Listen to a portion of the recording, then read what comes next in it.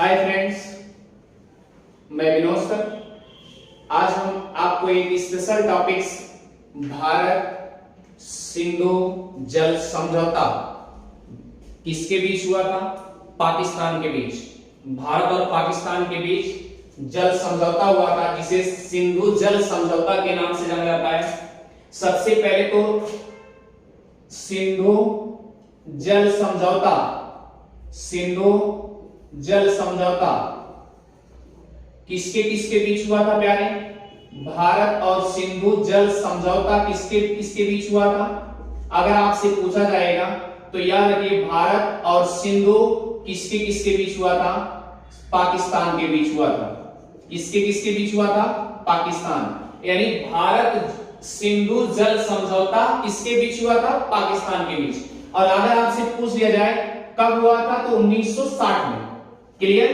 अब एक चीज आपको ध्यान देना है, अगर आपसे कोई पूछ ले कि सिंधु मतलब क्या होता है प्यारे, तो ध्यान देना, पर्याप्त। सिंधु का शाब्दिक अर्थ ही होता है पर्याप्त, पर्याप्त जल राशि। क्या होता है? पर्याप्त जल राशि। अब एक चीज ध्यान दीजिएगा, सिंधु की 5 सहायक नदियां हैं। 5 सहायक नदियां हैं, 5 सहायक नदियां हैं, जिसे ध्यान दीजिएगा, सहायक नदियों में आपसे पहले झेलम, दूसरा क्या है? दूसरा है चिनाब, तीसरा क्या है? रावी, चौथा क्या है? ब्यास, और पांचवा क्या है? सतलज। एक चीज आप ध्यान दीजिएगा, अगर आपसे ये पूछा जाए इसका प्राचीन ओल्ड नेम क्या था, लेकिन इन ओल्ड नेम का विवरण कहां मिलता है प्यारे, तो याद रखना, पुराण कितने होते हैं? 18 होते हैं प्यारे। 18 पुराण में 16वां पुराण मत्स्य पुराण है। कौन सा पुराण? मत्स्य पुराण। अब सवाल उठता है कि मत्स्य पुराण में क्या लिखा गया है? मत्स्य पुराण में याद रखिएगा, भगवान विष्णु के जलचक्र से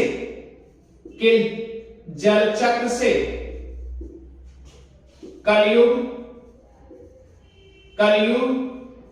के जलचक्र, या आप कह सकते हैं भगवान विष्णु के मत्स्य से लेकर के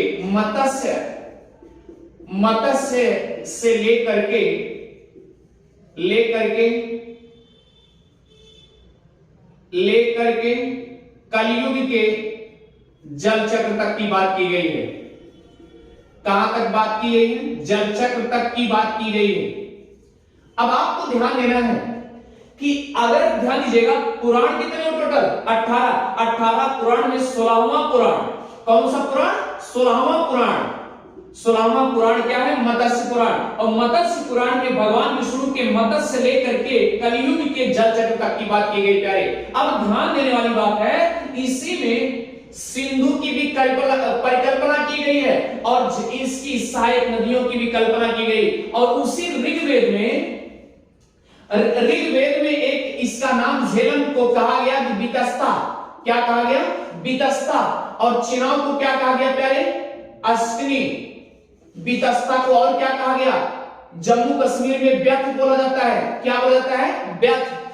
जम्मू कश्मीर वाले क्या बोलते हैं? इसको व्यर्थ नाम देते हैं। अश्विनी हो गया, और इसी का नाम इसकमती हो गया प्यारे।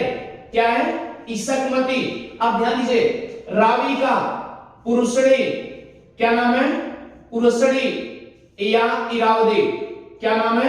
इरावदी। अब ब्यास का क्या नाम था? विपाशा। ठीक है। सतलज का सतुर्दी। इसी तरीके से नाम का विवरण मिलता है प्यारे। ध्यान दीजिएगा, इसकमती, अश्विनी, चिनाब, अर्थात ये सब प्राचीन नाम है। ऋग्वेदों में इन सब का इसी तरीके से वर्णन किया गया। झेलम का प्राचीन नाम क्या था? बितस्ता। और जम्मू कश्मीर क्या बोला जाता है? व्यर्थ। अब चिनाब को अश्विनी का इसकमती, और रावी का पुरुषड़ी या इरावदी। ठीक है। अब ध्यान दीजिएगा, अभ्यास का विपाशा, सतलज का शतुर्दी, इसी तरीके से नामकरण किया गया। लेकिन अब सवाल उठता है इन सब का नाम जो किया गया है प्यारे, अब ये सब जो नाम किए गए कहां पे किए गए, ध्यान दीजिएगा। टोटल 18 पुराण में 16वां पुराण क्या है, मत्स्य पुराण, और मत्स्य पुराण में भगवान विष्णु के मत्स्य लेकर के कलयुग के जल चक्र तक की बात की गई है। अब आइए चलते हैं हम सिंधु नदी के बारे में। अब ध्यान दीजिए, यहां तक कि वाल्मीकि जी यहां तक कि रामायण में सिंधु नदी को महानदी का दर्जा दिया गया है। सिंधु नदी को महानदी का दर्जा दिया गया है रामायण में, अर्थात सिंधु नदी। इसीलिए हमने आपसे बता दिया कि सिंधु का शाब्दिक अर्थ क्या होता है, पर्याप्त जलराशि होता है प्यारे। अब ध्यान देना है कि सिंधु नदी जल समझौता क्या हुआ था, अब इसके बारे में समझ लीजिए। सबसे पहले आपसे एक रिक्वेस्ट है कि आप सबसे पहले मैप बनाएंगे और मैप के अकॉर्डिंग आप सीखेंगे। मैप में जब तक मैप अच्छी तरीके से नहीं बनेगा तब तक नहीं आएगा। मैप आप बनाना सीख जाइए अच्छे से। अगर आपको मैप आ गया तो समझ लीजिए आपको ज्योग्राफी कंप्लीट हो चुकी है, ठीक है। अब आप प्रश्न उठता है कि ध्यान दीजिए प्यारे, एकदम सटीक। आप देखिए इधर क्या है, पाकिस्तान, यहां अफगानिस्तान, इधर क्या है, यहां क्या है, आपको पता है उत्तरतम बिंदु सियाचिन ग्लेशियर, और इधर क्या है प्यारे, चाइना, इधर कैलाश, यहां कैलाश पर्वत। अब ये देखिए यहां पर तिब्बत है, और तिब्बत में आपको मिलेगा एक पर्वत मिलेगा, कैलाश पर्वत। क्या मिलेगा, कैलाश पर्वत। अब कैलाश पर्वत से एक दक्षिणतम, अरे यहां जाएंगे तो वहां आपको एक ग्लेशियर मिलेगा जिसे बोलते हैं चेमायुंगडुंग। क्या मिलता है, चेमायुंगडुंग ग्लेशियर मिलेगा। अब ध्यान देने योग्य बात है कि कैलाश पर्वत के एक दक्षिणतम एक ग्लेशियर है जिसे बोलते हैं चेमायुंगडुंग ग्लेशियर।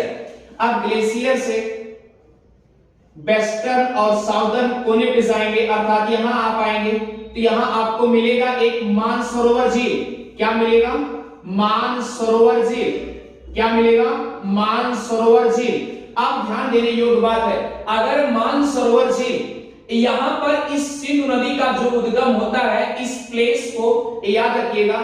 इसी के अगर आपसे देखा जाए तो यहां पर एक छोटा सा ग्लेशियर है जिसे बोखरचू भी कहा जाता है। क्या कहा जाता है, बोखरचू कहा जाता है प्यारे। क्या कहता है, बोखरचू। ध्यान देने योग्य बात है। अब यहां पर बोखरचू से निकलती है, और इसी को अगर एक तिब्बत में उस ग्राम का नाम पूछ ले तो आपसे ध्यान दीजिएगा, खाई ध्यान दीजिएगा, खाई वासोग्राम। क्या नाम है, खाई वासोग्राम।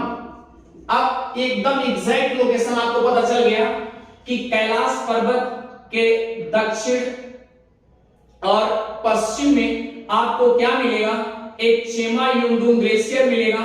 फिर उससे थोड़ा सा दक्षिण और पश्चिम में जाएंगे, आपको बोखरचू ग्लेशियर मिलेगा। अब वह स्थान क्या, आपको एग्जैक्ट क्या स्थान मिलेगा, खाई वासोग्राम, जो कि तिब्बत में। और इसी सिंधु नदी को तिब्बत वाले क्या बोल देते हैं, कहते हैं कि ये गेजी काउंटी है।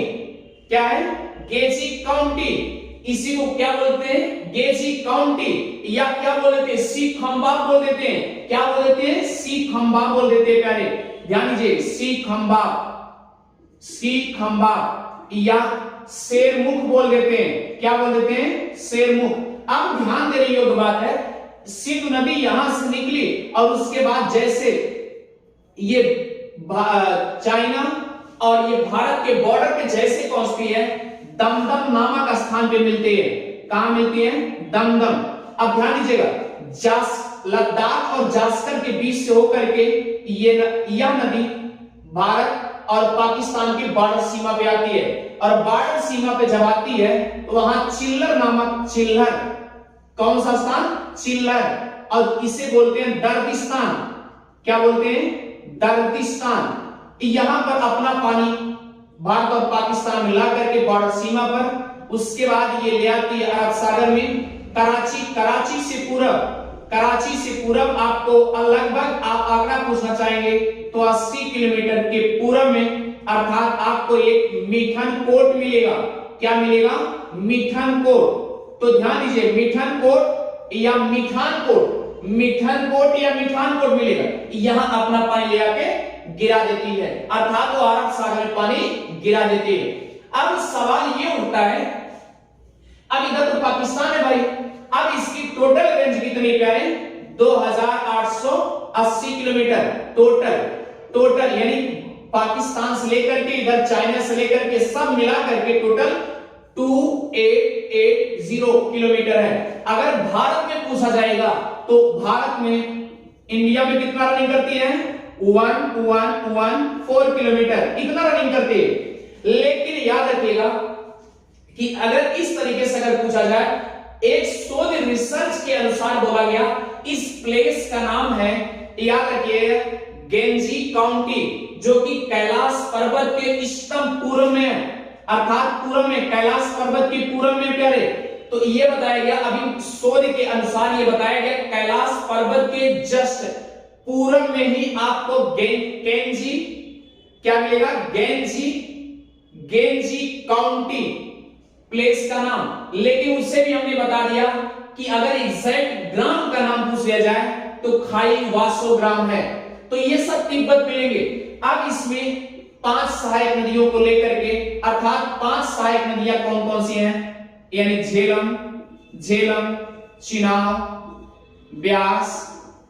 ब्यास, रावी और सतलज, इतनी नदियां हैं। अब ध्यान दीजिएगा, ये 5 बड़ी सहायक नदियां, सहायक नदियां तो कई हैं लेकिन अभी बड़ी सहायक नदियां। लेकिन ये भी एक प्रश्न उठ सकता है कि पांचों क्या दाईं ओर से मिलती हैं? नहीं, बल्कि ये बाईं ओर से मिलती हैं। अब प्रश्न उठता है बाईं ओर से कैसे? प्रैक्टिकल करेंगे। ध्यान दीजिए, कहने का मतलब ये है प्यारे कि अब सवाल ये है कि अगर बाईं ओर से मिलती है नदियां, इनका नामकरण भी किया गया, ठीक है। अब प्रश्न उठता है कि सिंधु जल समझौता क्या हुआ था भारत के साथ? तो उस समय भारत और पाकिस्तान, यानी भारत के पीएम, प्यारे ध्यान दीजिएगा, भारत के पीएम अर्थात प्रधानमंत्री कौन थे? पंडित जवाहरलाल नेहरू, पीटी नेहरू, कौन थे? और पाकिस्तान के कौन थे प्यारे? पाकिस्तान के कौन थे? पाकिस्तान के आयूब खान जी थे। कौन थे? आयूब खान, ठीक है।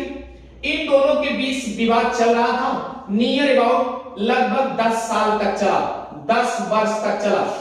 तब इन सब के बीच में दिमाग में ये आया, ऐसा नहीं चलने वाला, हम ऐसा करते हैं कि इसका बंटवारा कर लेते हैं, यानी सिंधु जल समझौता कर लिया जाता है कि पानी आपका किधर जाएगा, मेरा किधर जाएगा। तो भारत के पीएम नेहरू जी ये क्या किए? ध्यान दीजिएगा कि टेनेसी वैली और अथॉरिटी के पूर्व चेयरमैन थे। कहां के? टेनेसी वैली अथॉरिटी के चेयरमैन, पूर्व चेयरमैन थे, पूर्व अध्यक्ष थे। क्या थे? पूर्व अध्यक्ष थे। अब इनको बुला लिया गया। अब सवाल ये उठता, क्या नाम था उनका? तो याद रखिएगा प्यारे, लिलियंथम। क्या नाम था? लिलियंथम। क्या नाम था? लिलियंथम। ध्यान दीजिएगा, अब ये सब बुला लिए, मीटिंग बुला लिए। वो क्या थे? टेनेसी वैली अथॉरिटी के पूर्व अध्यक्ष थे। इनको बुला लिया गया, ये बेचारे चले आए। ये जब चले आए तो किस लिए आए? क्योंकि भारत और पाकिस्तान के जल समझौता कराने के लिए आए, ठीक है, माने चले आए। तो यह आने के बाद जब ये आए और उसके बाद ये फिर तुरंत मीटिंग करने के बाद, वार्ता करने के बाद ये समझौता कराने के लिए आए, लेकिन ये देख करके फिर चले गए। और जब चले गए तो वहां पर एक पत्र लिखे, और पत्र में वह पत्र जो लिखे तो उनके एक फ्रेंड थे, उनका नाम था डेविड ब्लैक। क्या नाम था? डेविड ब्लैक नाम था। उनको भी पढ़वाए और वो भी पढ़ लिए। जब वो पढ़ लिए तब ये संतुष्ट हो गए, और जब संतुष्ट हो गए तो ये क्या किए? वहां से एक खत भेज दिए। और जब ये खत भेज दिए प्यारे, तो किसको भेजे? विश्व बैंक को। किसको भेज दिए? विश्व बैंक को भेज दिए। और जब विश्व बैंक को भेज दिए तब ये बंटवारा हो गया कि जो पश्चिम की जितनी नदियां हैं, यानी सिंधु नदी लेकर के उसकी सहायक नदी लेकर के पश्चिम की जितनी नदियां हैं वह पाकिस्तान में जाएंगी, और जो पूरब में जितनी नदियां हैं वह इंडिया में जाएंगी। अब सवाल उठता है कि भारत और पाकिस्तान बीच में, यानी कि सिंधु नदी को लेकर के सहायक नदी लेकर के क्या क्या पश्चिम में बंटवारा हुआ, ध्यान दीजिएगा। अब इतना समझिएगा अच्छे से। अब ये किसको भेज दिए थे प्यारे? विश्व बैंक को भेज दिए थे। किसने भेजा था? लिली एंथम ने भेजा था। और किससे पढ़वाए थे? डेविड ब्लैक से पढ़वाए थे। और डेविड ब्लैक पढ़ लिए और उसके बाद जब इश्यूज क्लियर हो गया, हाँ ठीक है भेज दीजिए, तो उसमें बंटवारा क्या हुआ? अब देखिए, अर्थात पश्चिम में पश्चिमी नदियां क्या थी? पश्चिमी नदी क्या थी? ध्यान दीजिएगा, सिंधु थी, सिंधु, झेलम और चिनाब। ध्यान दीजिए, ये समझौता में हुआ, यानी पश्चिमी नदियां, वहां पर समझौता में बताया गया कि पश्चिमी नदियां जो होंगी वह पाकिस्तान में जाएंगी। ठीक है, अब सवाल उठता है सिंधु नदी किस, मतलब पश्चिमी नदियां किसको चयनित किया गया? तो सिंधु, झेलम और चिनाब को चयनित किया गया। अब पूरब में, अब पूर्वी नदियां किसको चयनित किया गया? भारत को किया गया। और याद रखिए, पश्चिमी नदियां किसको चयनित किया गया प्यारे? पाकिस्तान को किया गया। ध्यान दीजिएगा। अब सवाल यह है कि पूर्वी नदियों में क्या बची है इसकी? सिंधु, झेलम, चिनाब तो हो गया, तो इसमें क्या बचा है? रावी, ब्यास और सतलज। ये तीन नदियां इधर हो गई, तीन नदियां इधर हो गई। अब तो ये बेचारी मुख्य नदी थी, अब इसकी सब पांचों सहायक नदी थी।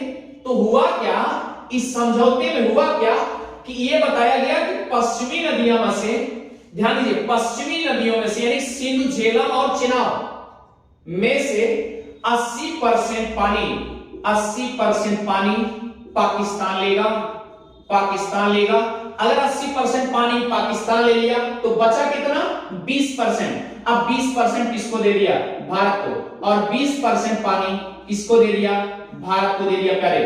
अब ध्यान देने योग्य बात है, बंटवारे में यही हुआ कि पश्चिमी नदियां सिंधु, झेलम, चिनाब को बंटवारा दे दिया गया, और पूर्वी नदियां किसको दिया गया? भारत को। रावी, ब्यास और सतलुज को दिया गया। और यह भी बताया गया, उसी समझौते के तहत बताया गया कि सिंधु, झेलम, चिनाब ये 80% पानी पाकिस्तान को देगा और 20% पानी किसको देगा? भारत को देगा। इसी समझौते के तहत भारत सिंधु जल समझौता हुआ पाकिस्तान के साथ। और ध्यान दीजिए, और जब ये प्रस्ताव पारित हो गया तो वह डेट थी प्यारे 19 सितंबर 1960। लगभग ये 10 साल चला है प्यारे, लगभग 10 साल यह मीटिंग होने के बाद, समझौता होने के बाद यह बंटवारा हुआ कि पूर्वी नदियां भारत को और पश्चिमी नदियां पाकिस्तान को दी जाएगी। तो उसका पानी बंटवारा कर दिया गया 80% और 20% पे। ठीक है, अब प्रश्न उठता है कि आखिर ये सिंधु जल समझौता कौन कराने आया था? तो हमने आपसे बता दिया कि टेनेसी वैली अथॉरिटी के पूर्व चेयरमैन थे। क्या नाम था? लिली एंथम था। क्या नाम था? Lily anthem. और लिली एंथम वहां पत्र लिखने के बाद किसको पढ़वाए थे? डेविड ब्लैक को पढ़वाए थे। और डेविड ब्लैक जब पढ़ के क्लियर कर लिए तो हाँ ठीक है, इश्यूज क्लियर हो गया, ऐसा समझौता ठीक है, उन्होंने अपना समझौता इश्यूज कर दिया और वहां से पत्र लिख करके भेज दिए कि अब इस तरीके से 1960 में जो भारत और जल समझौता सिंधु के साथ पाकिस्तान से संबंध रखने वाला, यानी भारत और पाकिस्तान के बीच जो संबंध हुआ सिंधु जल समझौते के तहत हुआ, उसकी सहायक नदियों से लेकर के हुआ। यानी अब ये सिंधु नदी और झेलम चिनाब ये भी सहायक नदी है, सिंधु की झेलम चिनाब सहायक नदी है, तो इसमें से भी 80% पानी पाकिस्तान लेगा और इसमें से 20% कौन लेगा? भारत लेगा। तो इसी बीच समझौता हुआ था प्यारे, और किसके तहत हुआ था? 1960 वर्ष जो चल रहा था 1960 में ये समझौता हुआ कि 80% पानी पाकिस्तान लेगा और 20% पानी कौन लेगा? भारत लेगा। तो ये बताया गया। अब ध्यान दीजिए, मैंने आपसे बता दिया कि सिंधु का शाब्दिक अर्थ होता है पर्याप्त जलराशि, अर्थात अत्यधिक जलराशि की बात की जाती है, सिंधु का शाब्दिक अर्थ होता है। और ये भी याद रखिए, ध्यान दीजिएगा कि सिंधु को रामायण में महानदी का भी दर्जा दिया गया है। सिंधु को रामायण में महानदी का दर्जा भी दिया गया है। इसी को प्यारे इंडस भी बोला जाता है। क्या बोला जाता है? इंडस। ध्यान दीजिएगा, क्या बोलता है? इंडस। तो ध्यान दीजिएगा, अब ये सब ऐसी बात इसमें दिया गया कि 80% पानी पाकिस्तान और 20% पानी कौन लेगा? भारत लेगा। इसी सिंधु जल समझौते के तहत 1960 के तहत 19 सितंबर और 1960 में ये लगभग फाइनल हो गया। इसी के तहत आज भी बंटवारा पानी चल रहा है, लेकिन आज भी विवाद ये बना हुआ है। ठीक है, बस सिंधु जल समझौता आज यहीं तक था।